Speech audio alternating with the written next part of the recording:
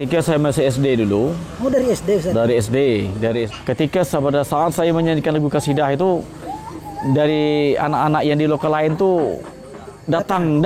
Mau lihat gitu? Mau melihat. Dan tak tahulah kemarin itu jadi dari penilaian Dewan Juri, saya berhasil juara 1. Ayo teman-teman, sebelumnya silakan di subscribe, aktifkan notifikasinya, like and share. Oke, assalamualaikum warahmatullahi wabarakatuh. Waalaikumsalam warahmatullahi wabarakatuh. Oke teman-teman, malam ini kita berjumpa kembali di Hadir Channel dan ada tamu spesial yaitu Ustadz Hasni Hamka. Assalamualaikum Ustadz. Waalaikumsalam warahmatullahi wabarakatuh. Gimana kabarnya ini Ustadz? Alhamdulillah sehat walafiat. Kayaknya olahraga terus nih, karena saya lihat foto-fotonya ini sering gowes. Ya, Bang, bersepeda salah satu hobi. Di samping hobi juga sehat untuk tubuh kita kan. Nah, jadi meskipun sudah beberapa bulan ini sempat istirahat, tapi nanti karena sepeda ini pakai mood juga nih, pakai mood ya. Mood. Tiba-tiba mood kita sepeda. Tapi kalau ini tak ada mood ini. Kalau mancing itu moodnya dengan kawan-kawan. Kalau oke kawan pergi. Kadang-kadang kita udah positif, minggu depan kita tidak pergi mancing.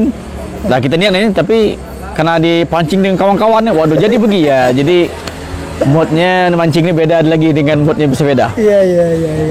Tapi seru lah ya. Ya seru.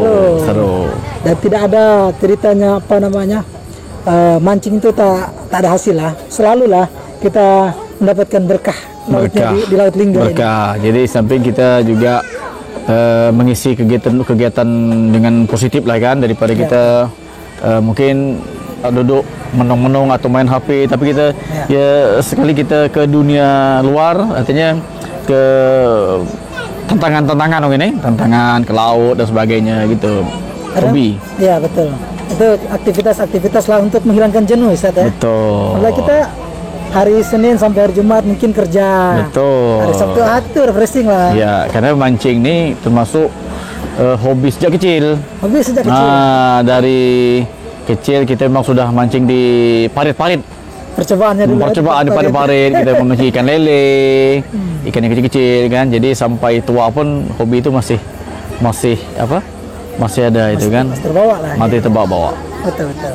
Jadi Ustaz, sekarang ini kita lagi Maulid Nabi nih Ustaz. Betul. Kalau di kampung saya itu Ustaz, biasanya kalau dulu ya waktu masih kecil itu biasanya itu ada kesidah.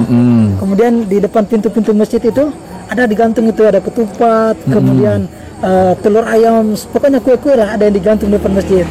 Kalau di budaya orang Melayu sendiri itu kayak mana Ustaz?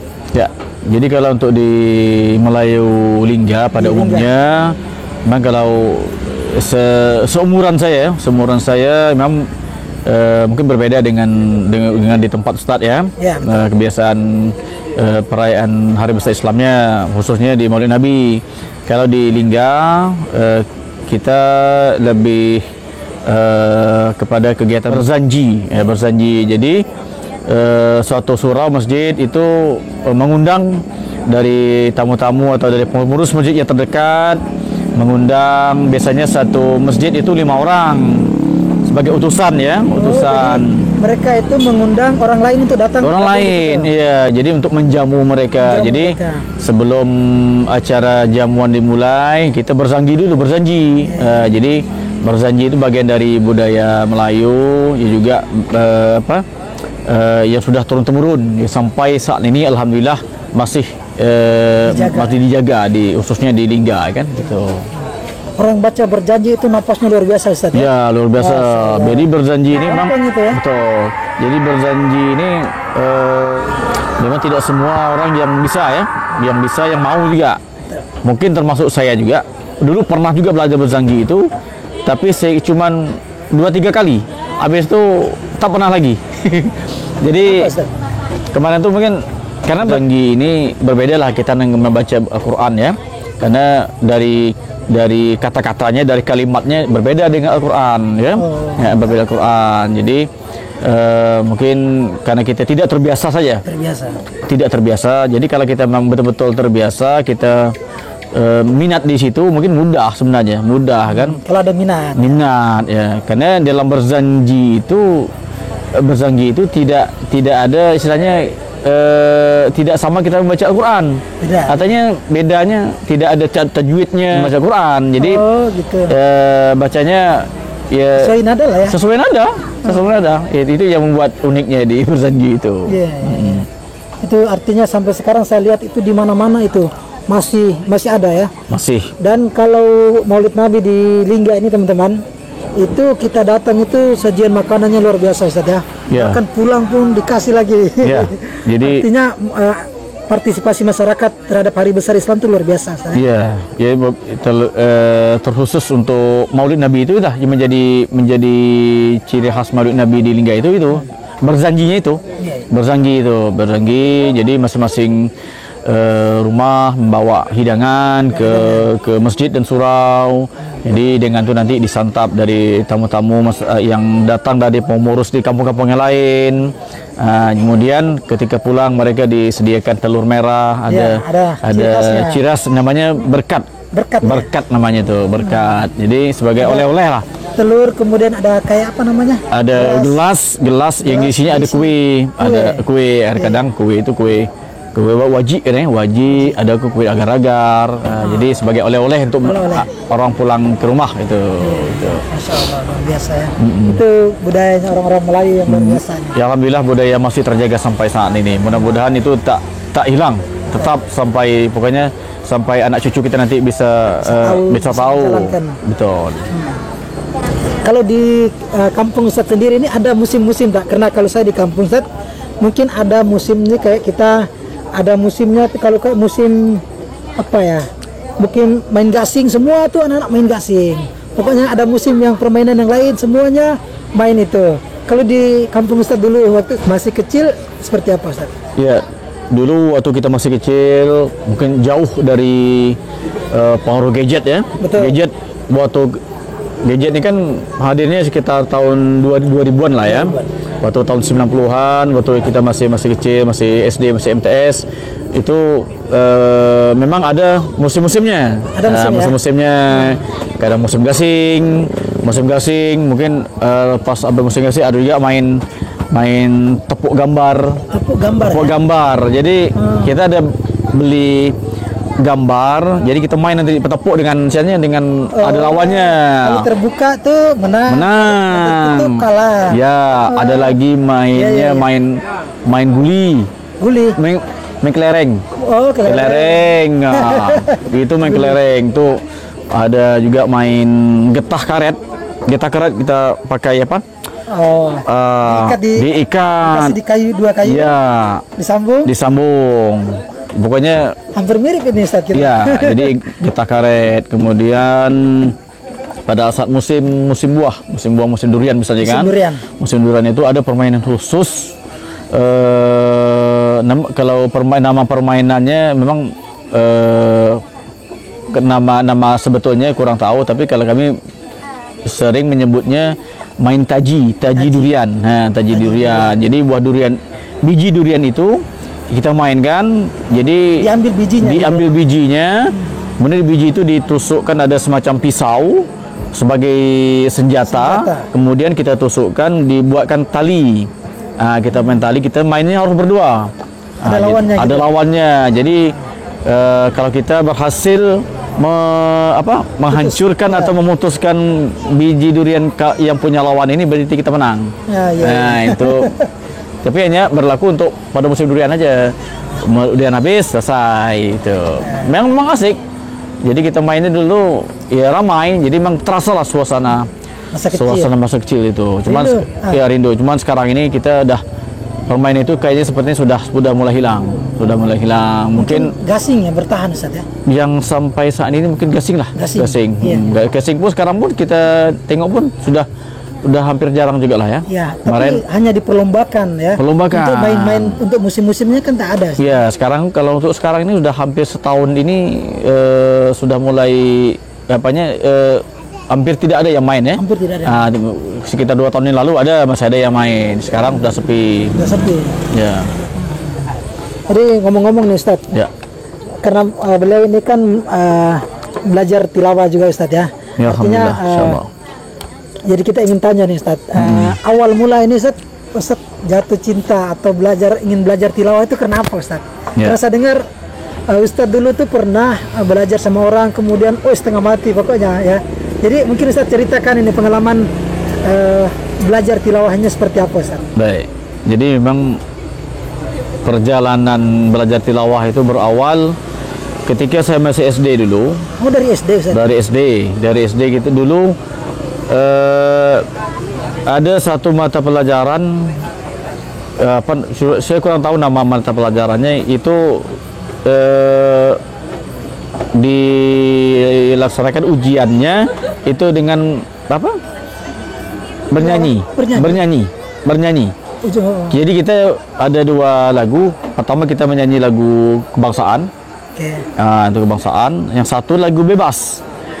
Lagu bebas. Jadi saya pada saat kita di ujian itu, biasanya itu di akhir ujian, di akhir hari terakhir kan. Jadi ujiannya kan dulu kan ada ujian menggambar kan. Kemudian ada ujian seni suara kalau nggak salah ya. Seni suara. Jadi kita vokal kita nih diuji oleh guru. Jadi kita diminta untuk membawakan dua lagu. Pertama lagu kebangsaan, lagu-lagu maju tak gentar dan sebagainya. Dan lagu yang satu lagi lagu bebas. Dan saya sering membawakan lagu kasidah. Lagu kasidah. Jadi saya waktu itu ketika pada saat saya menyanyikan lagu kasidah itu, dari anak-anak yang di lokal lain tuh datang mau lihat gitu, mau lihat. Jadi alhamdulillah juga diberikan suara yang bisa lah untuk bernyanyi, dan ya mungkin penilaian orang waktu itu suaranya bagus dan sebagainya. Makanya melihat ada bakat di situ.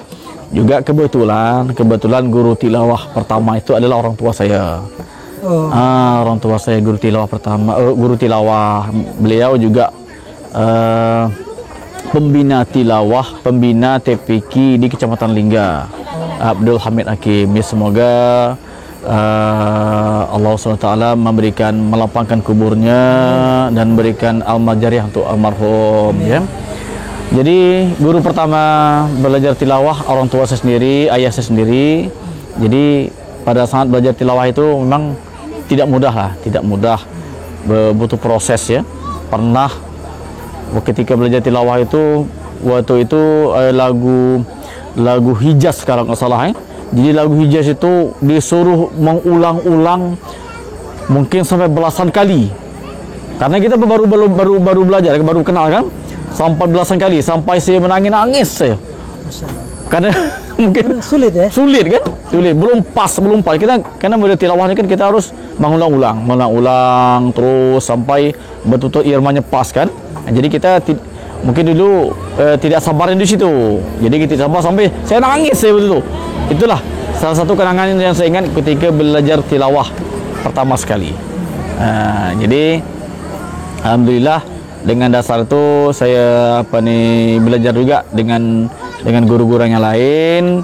Ya, alhamdulillah yang sampai saat ini kita ya berbagilah ilmu dengan anak-anak yang untuk belajar tilawah dengan tentunya dengan kemampuan yang kita punya lah, seperti itu. Model pendidikan atau yang diterapkan sama ini orang tuanya Ustadz itu seperti apa? Pokoknya pendidikannya itu keras atau gimana? Sehingga harus bisa gitu. Iya, kalau pendidikan tidaklah keras sekali, tapi memang karena orang tua menilai membaca saya punya potensi di situ. Mungkin karena saya ada potensi, mungkin beliau ingin menggali potensi itu, mungkin pada saat itu ya berharap supaya bisa untuk bertilawah kan. Jadi mungkin itulah buah dari usaha almarhum bagaimana saya supaya bisa bertilawah sampai hari ini. Gitu. Jadi waktu setelah Ustadz belajar dari orang tua, kemudian Ustadz melanjutkan kemana lagi? Kemarin juga pernah kita belajar tilawah dengan guru yang di Dabo. Ustadz ke Dabo ya? Itu waktu pesantren atau gimana, Ustaz? Waktu di pesantren belum. Jadi sudah pulang ke sini lah sekitar tahun 2000-an. 2000-an kita pernah kebetulan kemarin kita dipercayakan sebagai Ketua Ikatan Persaudaraan Qori-Qoriah dan Hafiz-Hafizah Kabupaten Lingga. Ditunjuk mana tuh? Jadi kita dari program Ifqah itu kita mengambil guru, kita belajarnya di Masjid Sultan. Pernah ikut belajar lagi? Ikut belajar. Nah, jadi menambah memang untuk belajar tilawah sendiri kita ya harus memperbanyak bertanya guru. Jadi jangan hanya satu. Jadi semakin banyak guru kita belajar, mungkin sebanyak pengalaman semakin banyak ilmu yang kita dapat. Itu. Seperti itu. Ya. Gimana Ustaz pengalaman MTQ? Kan dulu di Lingga ini kan sering ikut MTQ ya kan Ustaz? Bahkan sampai sekarang nih. Betul. Untuk tilawah sendiri gimana Ustaz? Ustaz pernah ikut berapa kali? Ya, kalau STQ ini mungkin sudah tak terhitung saya ikut. Dari umur berapa ya, SMP? Saya ikut MTQ itu dari kelas 5 SD. Kelas 5 SD? Kelas 5 SD. Lomba apa waktu itu Ustaz? Tilawah. Tilawah ya? Jadi saya cabang tilawah anak-anak. Cabang tilawah anak-anak, cabang tilawah remaja, cabang tilawah dewasa saya pernah ikut, ya. Cuman dalam praktek kemarin tuh ke dalam perlombaan itu memang ada yang lebih unggul. Nah, jadi kita kemarin tuh pernah juga juara 1, tapi pernah juga juara 3, juara 2 karena ada yang lebih unggul kan. Jadi Ustaz sudah pernah sampai ke tingkat provinsi atau mana? Kalau tingkat provinsi, kalau untuk tilawah belum pernah. Oh, belum pernah. Nah, cuman pengalaman yang pernah dirasakan juga waktu sekitar tahun 2002. Itu terakhir tahun 2002 Kecamatan Lingga, kita belum kabupaten nih. Oh, belum kabupaten. Jadi perdana sekali saya ikut cabang tilawah dewasa. Tahun 2002 pertama ikut cabang tilawah dewasa. Rupanya saya pun tak menyangka waktu itu saya langsung juara 1 cabang tilawah dewasa. Jadi peserta-peserta yang lain tuh kemarin tuh yang juga peserta-peserta senior juga. Jadi karena tak tahulah kemarin tuh jadi dari penilaian dewan juri saya berhasil juara 1 waktu tahun 2002 itu. Jadi sampai 2003 lah, sampai 2005. Nah, ikut terus, cuman sampai di kecamatan saja. Pernah di kabupaten juga pernah ikut, tapi cuma dapat juara 3 kalau nggak salah kemarin tuh. Gitu, karena ada yang lebih hebat kan. Gitu. Jadi kalau Ustadz sendiri sih merasa, artinya Ustadz kan tahu lah kalau untuk Ustadz itu kan kesulitannya di mana ya untuk di saat kita belajar tilawah nih Ustadz. Kira-kira secara umum lah Ustadz ya, yang paling yang agak berat lah untuk kita belajar tilawah itu apa Ustadz? Ya, yang belajar tilawah itu kita olah vokal ya. Olah vokal yang berat itu, karena tilawah ini misalnya ada nama itu yang cengkok itu. Itu yang harus kita pelajari ya. Kalau tajwidnya mungkin itu bisa dipelajari kan, karena sifatnya baku kan, tajwid kan, hukum-hukum tajwid. Tapi kalau sifat suara, lagu atau biasanya nagamnya itu bang perlu fokus, perlu keseriusan yang betul-betul lah untuk kita belajar tilawah ini. Karena kendalanya situ, hampir semua yang belajar tilawah memang untuk mengolah suara ini agak berat. Gitu. Itu beda sama napas lagi Ustaz ya? Iya, pengaruh juga dengan napas. Pengaruh dengan napas. Jadi kita bertilawah, napas kita juga sangat berpengaruh. Kalau napas kita pendek, ya pengaruhnya di bacaan kita. Nah, jadi antara pengolahan suara, pengaturan napas itu sesuatu yang tidak bisa dipisahkan. Tak bisa dipisahkan. Memang harus satu sejalannya. Ya. Kalau dulu Ustadz sendiri untuk mengolah napas sendiri itu gimana? Ada trik-trik khususnya Ustadz untuk teman-temannya? Dulu pernah dari petuah ya. Petuah orang tua dulu katanya kalau untuk napas panjang itu kita harus nyelam di dalam air. Ya. Nah, menyelam dalam air. Ya, semakin lama kita semakin sering, itu napas kita semakin panjang. Katanya dulu pernah dibuat dulu, pernah buat di situ. Kemudian untuk melatih suara kita supaya tinggi, Ya, nada. itu kita mekik dalam air. Oh, Nah, itu teriak. teriak dalam air, so kuat-kuatnya. Itu termasuk apa? Tips lah ya. Tips yang orang tua-tua dulu bilang seperti itu kan. Kita pernah coba juga apa itu. Jadi itulah yang pernah dibuat pada masa waktu saat belajar tilawah dulu. Ya. Oh, luar biasa. Kalau Ustadz sendiri lihat perkembangan tilawah sendiri di Kabupaten Lingga tuh kayak mana Ustadz? Pertumbuhannya atau perkembangan tilawah sendiri di Lingga ini Ustadz? Ya, alhamdulillah makin ke depannya dari hasil penyelenggaraan MTQ, STQ Kabupaten Lingga sudah bagus pembinaannya, walaupun belum merata ya. Kalau pembinaan yang bagus itu seperti Kecamatan Sikip Barat ya, karena situ sudah bagus pembinaannya, hanya saja belum merata di seluruh kecamatan. Nah, ini memang tidak mudah untuk merekrut anak-anak untuk belajar tilawah, karena ada beberapa faktor yang berpengaruh terhadap untuk pembelajaran tilawah ini. Yang pertama itu anak-anak harus punya minat dulu. Anak-anak harus punya minat. Dan yang kedua, mereka juga punya bakat. Karena tilawah ini memang bakat lahir. Ya. Ada memang anak-anak yang memang, mohon maaf, suaranya falas. Falas itu isinya suaranya itu tak bisa di setel. Jadi kalau dia nyanyi itu memang dia reminya nggak bisa ya. Nah, iya itu jadi agak lari suaranya kan, tidak bisa. Jadi memang bakat lahir. Iya. Yang kedua juga dukungan orang tua. Orang tua. Ada anak yang punya bakatnya bagus. Anak kadang-kadang bakatnya dia punya bakat. Suaranya bagus, tapi kadang-kadang dia malas. Tidak ada dukungan orang tua. Jadi kendalanya di situ.